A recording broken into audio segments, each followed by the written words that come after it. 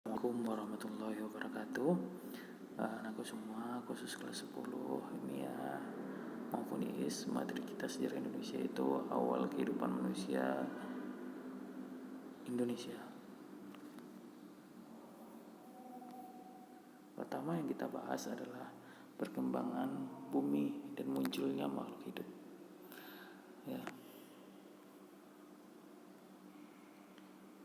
Itu pertama kali kita bahas adalah masa Arkazoikum, ada masa Paleozoikum dan masa Mesozoikum.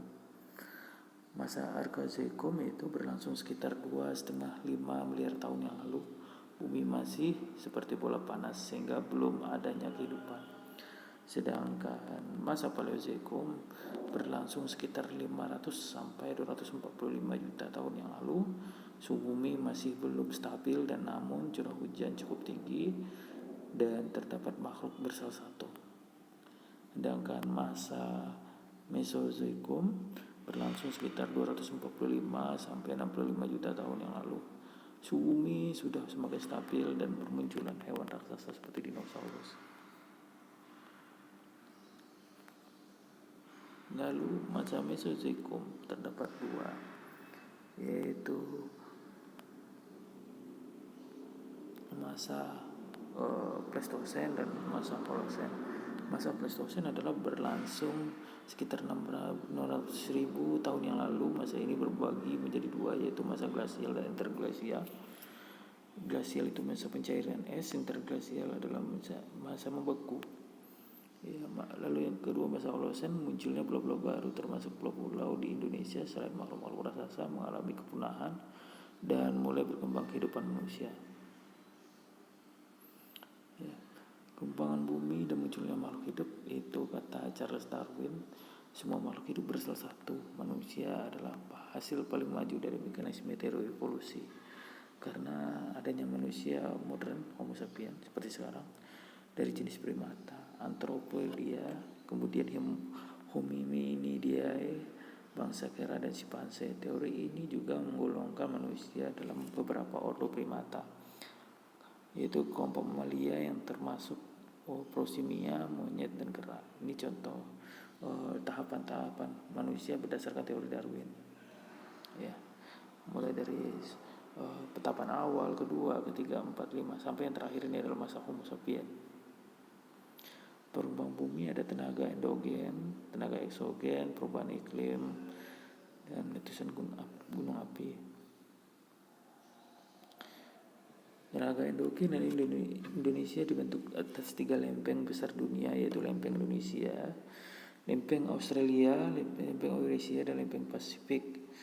Subduksi antara lempeng Indonesia, Australia, dan lempeng Eurasia menyebabkan terbentuknya pegunungan bukit barisan di Pulau Sumatera dan deretan gunung berapi di sepanjang Pulau Jawa, Bali, dan Lombok, serta Pulau Jawa Sunda lainnya. Tenaga eksogen adalah tenaga yang berasal dari luar bumi. Secara umum, eksogen ini adalah 3 unsur. Ada atmosfer, yaitu perubahan suhu dan angin; air, yaitu perubahan aliran air, siraman hujan, hempasan gelombang laut, gletser. Yang ketiga, organisme, perubahan jasad rekrenik, tumbuh-tumbuhan, hewan, dan manusia.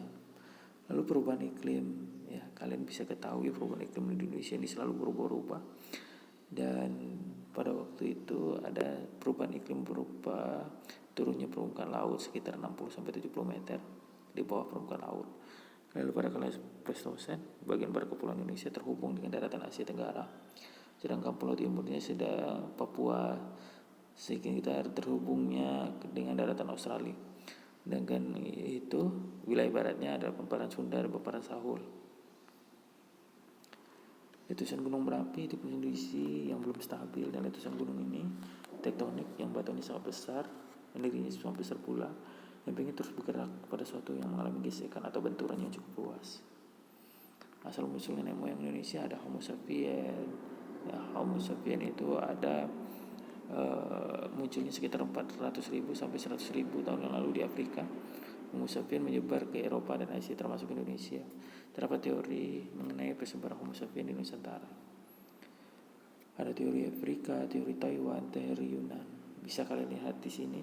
Dari Afrika itu 100-70 ribu tahun yang lalu migrasi Homo sapiens sampai ke Indonesia, berlanjut ke Australia. Sedangkan di Taiwan budidayakan para petani di daerah Taiwan, penutur bahasa Australia menyebar Nusantara kemudian bercocok tanam. Ini perkembangannya ya.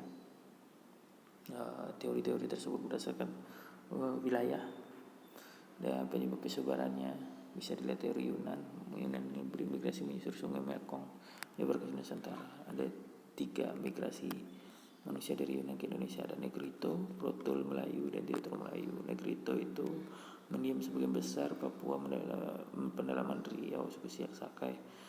Lalu Proto Melayu Melayu Tua yaitu suku Dayak Toraja Batak dan Papua. Melayu Muda itu suku Jawa, Melayu, Bugis, dan Minang.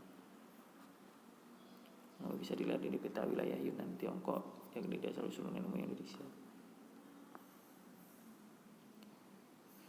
Lalu manusia purba tertua adalah Australopithecus afarensis yang hidup sekitar 4 juta tahun yang lalu, mengalami perkembangan menjadi Homo erectus 1,8 juta tahun yang lalu. Perkembangannya sampai 300.000 sampai 200.000 tahun yang lalu itu Homo sapiens. Meganthropus japanicus, Pithecanthropus erectus, dan Homo sapiens. Kalian bisa lihat di sini bahwasanya perkembangan Meganthropus itu oleh Franz Kuniswald 1936 1401 di Sangiran, Jawa Tengah.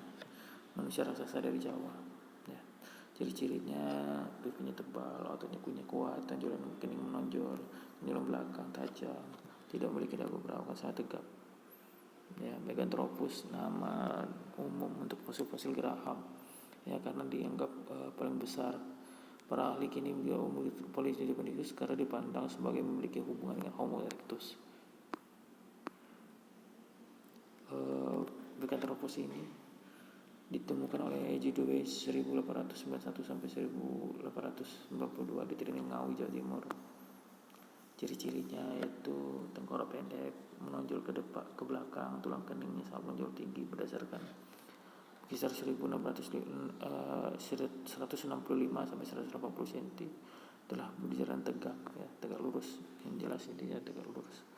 Homo itu wajah volume otaknya 1550 sampai 1650 cc. Permukaan lebar hidungnya lebar namun rata, rawang bawah dan giginya besar. Ya, tinggi badan 170. Ya, seperti ini bentuknya. Nah, bisa kalian lihat ya seperti ini. Ini corak kehidupannya ya, dari gambar. Dan masa berburu itu disebut masa mengumpulkan makanan di masa Paleolitikum, masa berburu dan mengumpulkan makanan Mesolitikum.